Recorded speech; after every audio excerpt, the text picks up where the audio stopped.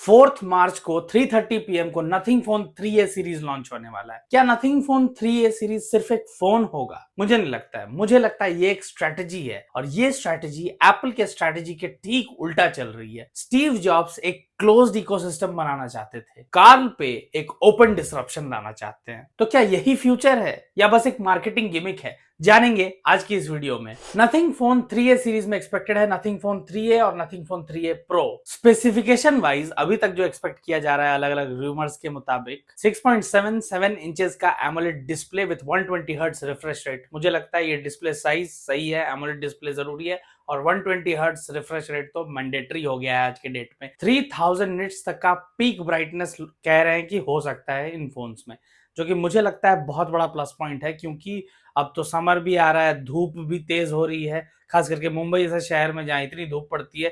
अगर आप सनग्लास पहन के फोन की तरफ देखते हो, अगर ब्राइटनेस अच्छा नहीं होता है तो दिखता ही नहीं है कुछ फोन में। तो 3000 nits I think is a good enough brightness कि आप बाहर धूप में भी अगर अपना फोन निकाल के कुछ देखते हो स्क्रीन पर तो आप क्लियरली देख पाओगे। पांडा ग्लास का प्रोटेक्शन हो सकता है इसमें और क्वालकॉम स्नैपड्रैगन चिपसेट इसमें आएगा, क्योंकि नथिंग अपने ऑफिशियल पेज पर भी लिख रखा है हेलो स्नैपड्रैगन अपने फोन 3A सीरीज में।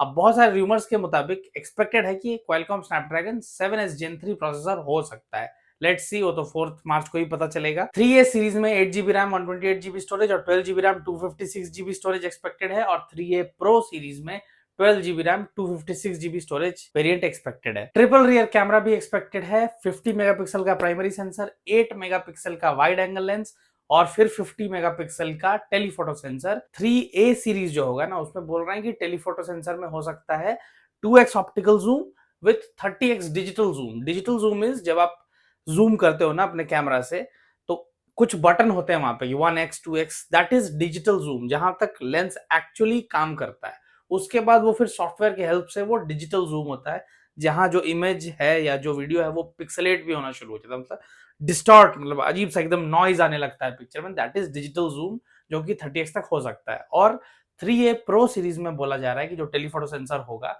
उसमें एक्सपेक्टेड है 3x ऑप्टिकल जूम, मतलब 3x तक डिस्टॉर्ट नहीं होगा, इमेज एकदम सही रहेगा फोटो या वीडियो, और 60x तक डिजिटल जूम किया जा पाएगा, ऐसा एक्सपेक्टेड है। ये जो ट्रिपल रियर कैमरा है इसमें 8 मेगापिक्सल का जो वाइड एंगल लेंस एक्सपेक्ट किया जा रहा है। मुझे पर्सनली अच्छा लगेगा अगर वाइड एंगल लेंस भी 50 मेगापिक्सल का हो जाए, क्योंकि ये फोन पहली बार स्टैंड आउट करेगा मार्केट में अगर ये ट्रिपल रियर कैमरा और तीनों कैमरा 50 मेगापिक्सल के आए तो, क्योंकि ये बहुत रेयर और बहुत यूनिक है। अधिकतर ब्रांड्स अपने मेन सेंसर पे बहुत ध्यान देते हैं, ठीक है, अब थोड़े बहुत टेलीफोटो सेंसर पे भी ध्यान देने लगे हैं, but I think wide angle lens पर भी ध्यान देना बहुत जरूरी है, स्पेशली बीइंग अ व्लॉगर। मुझे लगता है ये बहुत इंपॉर्टेंट है, क्योंकि लो लाइट में अगर सेंसर अच्छा नहीं होता ना तो बहुत नॉइज आने लगता है, और कई बार not just vlogging, wide angle lens की जरूरत बहुत ज्यादा पड़ जाती है, क्योंकि आपको मान लो एक फोटो या वीडियो कैप्चर करना है, मेन सेंसर में वो कॉन्टेक्स्ट ही नहीं बता पा रहा मेन सेंसर उस सीन का, तो वहां आपको वाइड एंगल लेंस ऑन करके आपको कॉन्टेक्स्ट बताना पड़ता है। उसके लिए I think wide angle lens भी बेस्ट क्वालिटी का होना चाहिए, अगर मेन सेंसर जैसा हो तब तो बहुत ही बेहतरीन होगा। और फ्रंट फेसिंग कैमरा में 3A सीरीज में एक्सपेक्ट किया जा रहा है 32 मेगापिक्सल का कैमरा और 3A प्रो में 50 मेगापिक्सल का कैमरा। अलग अलग रूमर्स और रिपोर्ट्स के मुताबिक एक्सपेक्ट किया जा रहा है कि 5000 mAh की बैटरी हो सकती है विद 45 वॉट फास्ट चार्जर, और 3A सीरीज का प्राइस अराउंड 27,000 के आसपास हो सकता है और 3A प्रो सीरीज का प्राइस 32,000 के आसपास। नथिंग ने फोटो अनवील किया है नथिंग फोन 3A का, जो कि मुझे बड़ा कमाल का लगा, बहुत क्लासी, मिनिमलिस्टिक, बहुत ही बेहतरीन। मैंने आज तक जितने नथिंग के डिवाइसेस देखे हैं, मुझे personally design wise nothing phone 2 अच्छा लगा है, और अब ये पिक्चर देख के मुझे नथिंग फोन 3A का डिजाइन भी कमाल का लग रहा है। नथिंग फोन 3A प्रो में ये सर्कुलर कटआउट, पीछे सर्कुलर कैमरा जो मॉड्यूल है वो एक्सपेक्टेड है। नथिंग ने खुद ही वो फोटो अपने ऑफिशियल पेज पे अपलोड कर रखा है।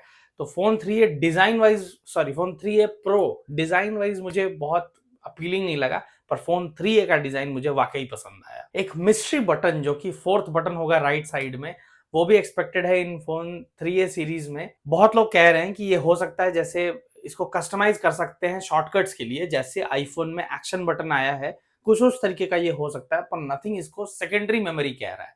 अब ये जो टैगलाइन है ना, ये अपने आप में बहुत यूनिक है और ये अपने आप में बता रहा है कि हो सकता है कि इसका पर्पस कुछ और भी हो, तो ये अपने आप में, इसीलिए इसको मिस्ट्री बटन हम कह रहे हैं कि लेट्स सी ये एग्जैक्टली होता क्या है। अगर इसका पर्पस कुछ और बिल्कुल ही अलग होगा, तब मुझे पर्सनली सबसे ज्यादा एक्साइटमेंट होगा, क्योंकि एक्शन बटन तो हमने एक डिवाइस में देख ही चुका है। मुझे सच में बहुत अच्छा लगेगा अगर ये कुछ नए तरह का टेक या कुछ नया तरह का फीचर इंटीग्रेट करें अपने डिवाइस में। नथिंग फोन 3a सीरीज का लॉन्च टैब फ्लिपकार्ट पर है और इनका टैगलाइन है इस सीरीज को लेकर, सी मोर कैप्चर मोर। ये टैगलाइन अपने आप में बता रहा है कि ये फोन कैमरा सेंट्रिक होगा, कैमरा पर बहुत ध्यान दिया जाएगा, कैमरा से आप बहुत अच्छे फोटोज वीडियोस कैप्चर कर पाओगे, क्योंकि आज सोशल मीडिया का जमाना है। इंस्टाग्राम, यूट्यूब, फेसबुक, एक्स जो पहले ट्विटर नाम से जाना जाता था, इन प्लेटफॉर्म्स पर ऑलमोस्ट सभी लोग हैं। इंस्टाग्राम और यूट्यूब का बेस तो बहुत बड़ा है, थोड़े से एल्डरली जो लोग हैं वो फेसबुक पर भी बहुत एक्टिव रहते हैं, तो फोटोज और वीडियोस आप कमाल के कैप्चर कर पाओगे। इसीलिए मतलब यही चीज पॉइंट कर रही है इस टैगलाइन की तरफ कि see more and capture more. Nothing ने अपने पेज पर ही लिख रखा है हेलो स्नैपड्रैगन। क्यों ये मीडियाटेक से स्नैपड्रैगन पर शिफ्ट कर गए होंगे? एक्चुअली स्नैपड्रैगन के जो प्रोसेसर्स होते हैं ना, वो इन जनरल काफी लंबे समय तक एक बैलेंस्ड और एक हाई क्वालिटी आउटपुट दे पाते हैं, जो ओवरऑल आपका एक्सपीरियंस, यूजर एक्सपीरियंस अच्छे लेवल पर ले जाता है और यूजर को पसंद आता है फोन काफी लंबे समय तक। नथिंग ने अपने फोन्स में स्नैपड्रैगन चिपसेट क्यों इंटीग्रेट किया, इस पे मैंने एक डिटेल्ड वीडियो बनाया था, उस वीडियो का लिंक आपको एंड स्क्रीन पर मिल जाएगा, do check that out. Nothing अपने लॉन्च पेज पर कह रहा है we are here to make tech fun again, remember that new product feeling. ये चीज ना, ये जो लाइन है, ये मुझे बहुत, मैं पर्सनली बहुत डीप लेवल पर इससे रेजोनेट करता हूँ। पहले के वक्त क्या होता था ना, जब इतना गैजेट, इतने इलेक्ट्रॉनिक्स, इतने नए नए सामान हम नहीं खरीदते थे ना, तब जो भी हम खरीदते थे वो बहुत ज्यादा वैल्यूबल होता था। मुझे याद है साल 2008 में शायद डिजिटल कैमरा उस वक्त बहुत चलता था, छोटे छोटे कैमरा होते थे, उससे हम फोटोज क्लिक करते थे। तब फोन में उतने आते थे कैमरा, वो 2 मेगापिक्सल वाले, और मतलब वो क्या ही फोटो होते थे, वो भर भर के नॉइज होता था, क्वालिटी बहुत ही लो होती थी। मामा के पास था कैनन का एक डिजिटल कैमरा जो मुझे बहुत पसंद था, तो एक दिन हमने भी डिसाइड किया कि चलो हम भी एक डिजिटल कैमरा ले लेते हैं। तो हम गए और हमें पसंद आया सोनी साइबर शॉट। बाकी डिटेल नाम मुझे याद नहीं आ रहा है, पर वो ग्रे कलर का कैमरा था, सिल्वर कलर का, और तब वो 9000 का कैमरा था। और मुझे लग रहा था यार हमने क्या ही खरीद लिया, इतना एक्साइटमेंट था ना। अगले दिन पूरा स्कूल में मेरे ध्यान में वही कैमरा चल रहा था। मैं स्कूल से घर आया और मैं उस कैमरा को निकाल के, उस वक्त लाइट नहीं थी घर में और कैमरे की बैटरी चार्ज नहीं थी, कैमरा ऑन भी नहीं हो रहा है क्योंकि बैटरी डिस्चार्ज है, लेकिन मैं बस कैमरा को हाथ में लेके पूरे घर में घूम रहा था बिना चेंज किए, और बस घर में घुसा, मैं कैमरा लेके पूरी देर उस कैमरा को देख रहा हूँ, उसी को लेके घूम रहा हूँ।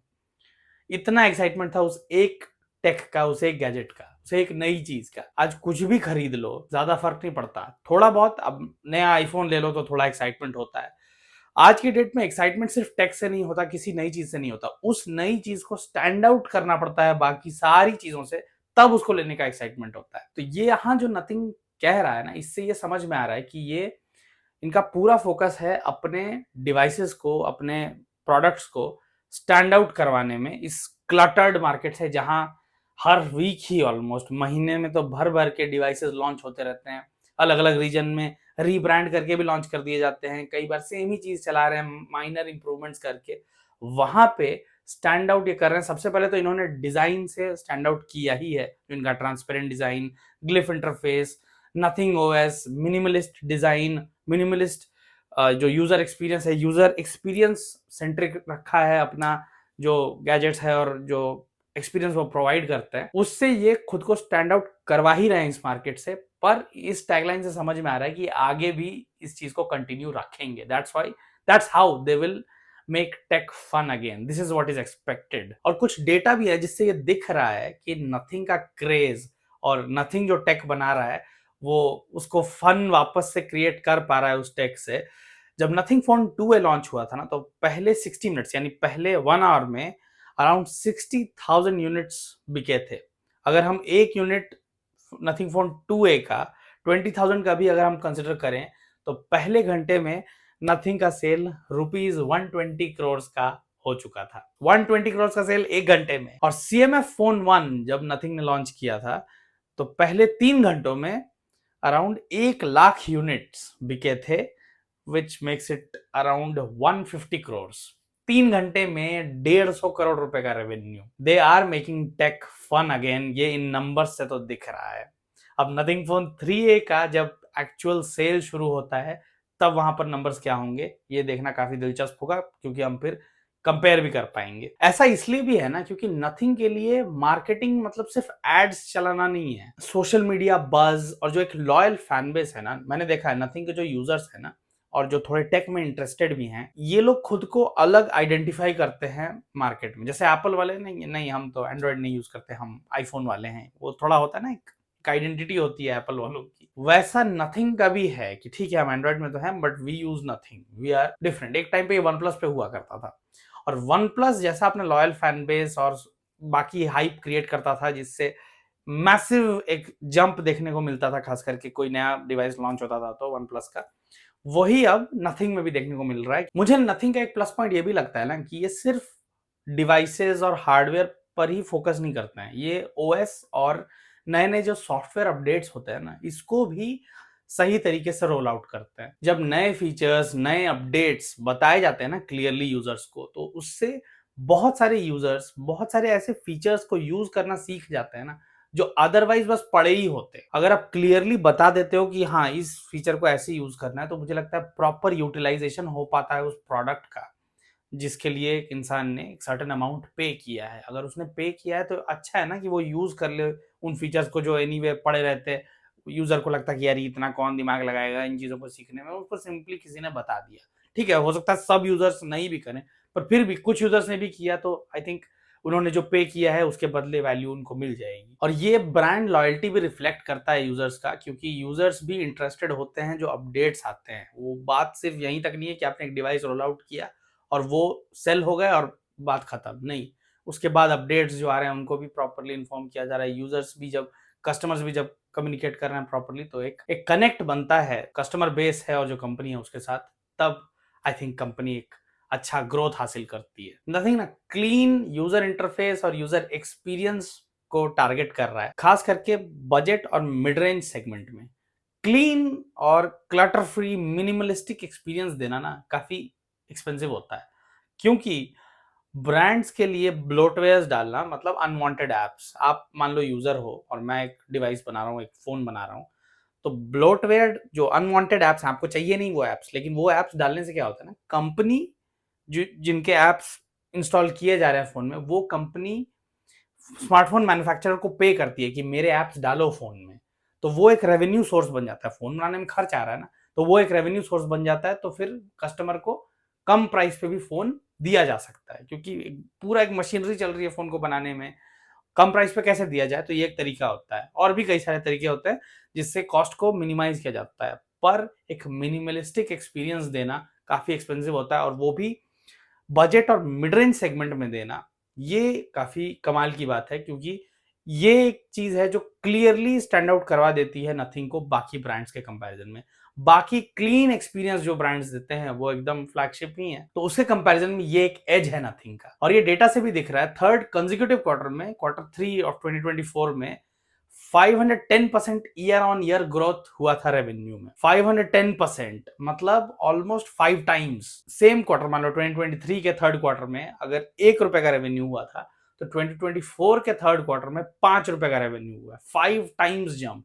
दिस शोज कि लोगों को ये कितना पसंद आ रहा है और लोग रिपीट आ रहे हैं, धीरे धीरे लॉयल बनते जा रहे हैं नथिंग के साथ। और ये जो कनेक्ट है ना, जिसके वजह से ये ग्रोथ दिख रहा है, नथिंग इस कनेक्ट को और डीपर लेवल पर ले जाने के लिए नथिंग ने अपने ऑफिशियल पेज पर ना वो मर्चेंडाइज भी लॉन्च कर रहे हैं, जिनका टैगलाइन ये है कि उनको वो कह रहे हैं nothing apparel, uniform with for designers, engineers, the creators. Basically इसको एक बड़े पर्पस से कनेक्ट कर रहे हैं, जस्ट लाइक अब जैसे नाइकी, जस्ट डू इट, ये जो टैगलाइन है ना नाइकी का, वो मतलब don't leave any stone unturned, कर डालो, just go all guns blazing. ये जो एटीट्यूड है कि आप डिजाइनर हो, आप इंजीनियर हो, आप एक क्रिएटर हो, ये मतलब पहनो ये Nothing apparel and just go all out. तो this is kind of an emotional connect they are trying to make with their merchandise. अब वो मर्चेंडाइज में भी ड्रॉप 1 है जिसमें transparent lab coats and caps थे, फिर ड्रॉप 2 आया तो उसमें एक डेली वेयर टाइप का जो कि आप पहन के आप डेली जो आपके काम होते हैं वो सब कर सकते हो। तो it is like an identity जो वो क्रिएट करना चाह रहे हैं इन मर्चेंडाइज के थ्रू भी। और अगर आप ऐप डेवलपर हो तो एक ग्लिफ डेवलपर किट भी है। जो ग्लिफ इंटरफेस है ना, जो पीछे लाइट्स हैं डिवाइसेस में इनके, पहले तो अब जोमेटो उबर इनसे तो उन्होंने कनेक्ट कर ही लिया थर्ड पार्टी ऐप से कि अगर आपने जोमेटो से कुछ ऑर्डर किया है या आपकी उबर आने वाली है तो कहां तक पहुंची आपकी पीछे से लाइट, वो लाइट धीरे धीरे कम होते रहेगा, उसी से आप गेस कर सकते हो। अब है कि अगर मान लो मैं आज कोई नया ऐप डेवलप कर रहा हूं और मैं चाहता हूं कि वो नथिंग के ग्लिफ इंटरफेस के साथ भी कनेक्टेड हो। मान लो मैंने एक गो मैकेनिक टाइप का एक मैकेनिक बेस्ड ऐप बनाया कि आपको बीच रास्ते में आपकी गाड़ी खराब हो गई, आपको एक मैकेनिक की जरूरत है, तो मैंने मैकेनिक भेज दिया। अब मैं चाहूं तो मैं नथिंग के ग्लिफ इंटरफेस के साथ, उसका तरीका है वहां पे, वो पूरा प्रोसीजर लिखा हुआ है वेबसाइट पर, उसके साथ कनेक्ट करके वो नथिंग के ग्लिफ इंटरफेस में अपने ऐप का फीचर इंटीग्रेट कर सकता हूं कि वो जो नथिंग यूजर है वो अपने लाइट से पीछे से देख के ही समझ जाएगा कि जो मेरा सर्विस है वो कितनी देर में डिलीवर होगा। बेसिकली एक इंटीग्रेशन ग्लिफ इंटरफेस के साथ एक नया ऐप डेवलपर अपने ऐप का भी कर सकता है। This is what they are offering. तो having said all of this, क्या मुझे नथिंग फोन्स का सब कुछ पसंद आता है? नहीं। दो चीजें जो हाल ही में मुझे उतनी पसंद नहीं आई। पहला, यूजर इंटरफेस सिंपल है पर जो यूजर एक्सपीरियंस है ना, वो मिनिमलिस्ट होने के बावजूद भी उतना अच्छा नहीं है जितना फ्लैगशिप्स का होता है। पर जिस प्राइस पे ये आता है उनके कंपैरिजन में यूजर एक्सपीरियंस अच्छा है। और दूसरा, अब देखो यार, नथिंग जिस तरीके से अपना मार्केटिंग कर रहा है ना, ये सिर्फ एड नहीं कर रहे, ये सोशल मीडिया बज यूज कर रहे हैं, लॉयल फैन बेस यूज कर रहे हैं। उस तरीके से ना, मैंने अभी ये जो nothing phone 3S series launch होने वाला है, इसमें कुछ सेलिब्रिटीज का फोटो देखा इन फोन्स को होल्ड करते हुए। ये मुझे ना मार्केटिंग थोड़ा सा जमा नहीं, क्योंकि अगर आप किसी और सेलिब्रिटी को ले आते हो अपने फोन का लॉन्च या मार्केटिंग करने के लिए ना, तो समवेयर वो ओल्ड मार्केटिंग, जो ट्रेडिशनल मार्केटिंग हो जाती है, जो बाकी ब्रांड्स करते हैं आपके स्पेस में ना, वो आई थिंक वो वैसा ही हो जा रहा है। नथिंग अगर खुद को अलग करने की कोशिश कर रहा है तो या तो काल पे खुद आ जाते उसको मार्केट करने के लिए, तब भी आई थिंक क्रेजी मार्केटिंग होता, क्योंकि उनका भी फैन बेस काफी सही है, काफी अच्छा है, काफी बड़ा है। या फिर कोई अननोन फेस होता, जैसे जारा वगैरह की मार्केटिंग में हमें दिखता है ना। जारा में मान लो आप कोई कपड़ा देखने जारा के ऐप पे गए या जारा के शोरूम में, मतलब जारा के स्टोर में गए, और वहां पे जो लगे हुए होते हैं पोस्टर्स, फोटोज, वहां पे जो होता है वो तो अननोन ही कोई होता है ना, पर उनको स्टाइल ऐसे करके वो फोटोज क्लिक किए हुए होते हैं कि वो अच्छा लगता है देखने में। तो वैसा कोई अननोन होता ना, तो मुझे लगता है जो मार्केटिंग प्रिंसिपल्स जिन पर नथिंग चल रहा है और अपना हाइप क्रिएट कर रहा है, वो बरकरार रहता है। यहाँ पे एक बॉलीवुड सेलिब्रिटी को देख के ना मुझे थोड़ा सा वैसा ही लगा जो बाकी ब्रांड्स करते हैं। एक फोन बनाया, उसको किसी सेलिब्रिटी को पकड़ाया कि चलो मार्केट करो, और उसके थ्रू उनका सेल होता है। अगर नथिंग खुद को अलग करने की कोशिश कर रहा है, if they are trying to make tech fun again, और वो कुछ बिल्कुल ही अलग करना चाह रहे हैं, क्योंकि अभी एआई का दौर आ रहा है, आर्टिफिशियल इंटेलिजेंस आएगा, और बिल्कुल जो दुनिया है, खास करके टेक की जो दुनिया है, वो एक अलग ही डायरेक्शन ले रही है। यहाँ पे आई थिंक जो चीजों को करने का तरीका है, मार्केटिंग हो गया या मैन्युफैक्चरिंग हो गया, डिजाइन हो गया, इन सब पे तो वो काम कर ही रहे हैं। तो मार्केटिंग में भी यहाँ पे मुझे लगता है या तो काल पे खुद कर सकते थे या किसी से थोड़ा अलग तरीके से मार्केटिंग कर सकते थे। This is what I am trying to say. बाकी आपको कैसा लगा? आपने नथिंग फोन यूज किया या कर रहे हो? आपका एक्सपीरियंस कैसा है? आपके थॉट क्या है? कमेंट करके बताना। हो जाने दो लॉन्च इवेंट, उसके बाद बाकी बात करते हैं। बाकी वीडियोस आपको एंड स्क्रीन पर दिख रहे होंगे, you can check that out. और मैं मिलता हूं दोस्तों आपसे अगले वीडियो में। Thank you so much for watching.